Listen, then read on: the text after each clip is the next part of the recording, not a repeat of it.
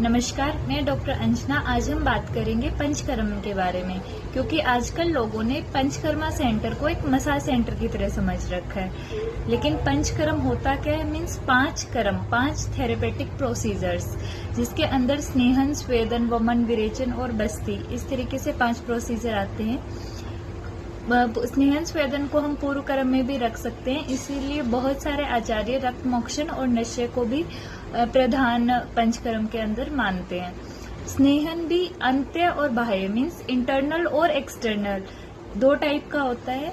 Internal means intake of स्नेहन, किसी भी type का स्नेह हो सकता है, वो घृत हो सकता है, तेल हो सकता है। Second is स्वेदन। स्वेदन भी बहुत टाइप का होता है कि इसमें अग्नि हमें देनी है कि नहीं देनी है।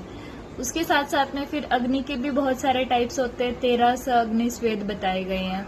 उसके बाद आता है थर्ड वमन। वमन मीन्स कि हम जो वॉमिटिंग इंड्यूस करवाते हैं मेडिकेशंस के थ्रू में।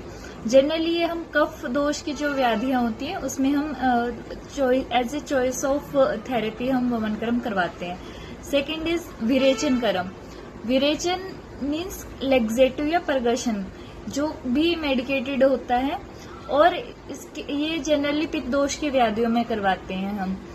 थर्ड इज बस्ती कर्म। ये बहुत इंपॉर्टेंट प्रोसीजर होता है, इसके भी बहुत सारे टाइप्स होते हैं आगे, निरू बस्ती, अनुवासन बस्ती, मात्रा बस्ती।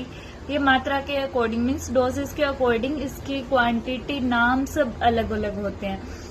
ये बहुत ही इम्पोर्टेंट होता है क्योंकि ये वात दोष को बैलेंस करता है, और वात जनरली बॉडी में सबसे ज्यादा डिजीज करने वाला होता है। उसके बाद आता है नश्य कर्म मीन्स नेजल ड्रॉप्स की तरह अगर हम उसको समझ सकते हैं, और ये ऊर्ध्व जंतुगत रोगों में हम जनरली देते हैं। मीन्स नेक से ऊपर जितनी भी डिजीज होती हैं उसमें हम नश्य कर्म दे सकते हैं, क्योंकि ये भी बताया कि नासा ही शीर्षोद्वार, मतलब सिर तक अगर हमें कोई मेडिसिन पहुंचानी है, ब्रेन तक अगर हमें कोई मेडिसिन पहुंचानी है, तो हम नेजल रूट से हम दे सकते हैं।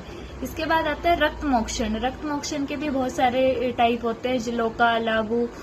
तो उसके अकॉर्डिंग किस पेशेंट में हमें किस दोष के अकॉर्डिंग क्या ट्रीटमेंट देना चाहिए, ये एक डॉक्टर, आयुर्वेदिक डॉक्टर या वैद्य ही बता सकता है आपको। तो नेक्स्ट टाइम अगर आपको कोई पंचकर्मा का प्रोसीजर करवाना है तो आप पहले वैद्य से कंसल्ट कीजिए कि आपको किस टाइप के प्रोसीजर की नीड है। सेकेंड थिंग, पंचकर्मा हर सीजन में नहीं करवाना चाहिए, क्योंकि नॉर्थ इंडिया में सीजनल वेरिएशन बहुत ज्यादा है, बहुत ज्यादा गर्मी भी होती है, बहुत ज्यादा सर्दी भी होती है, बारिश भी होती है। हर सीजन के अकॉर्डिंग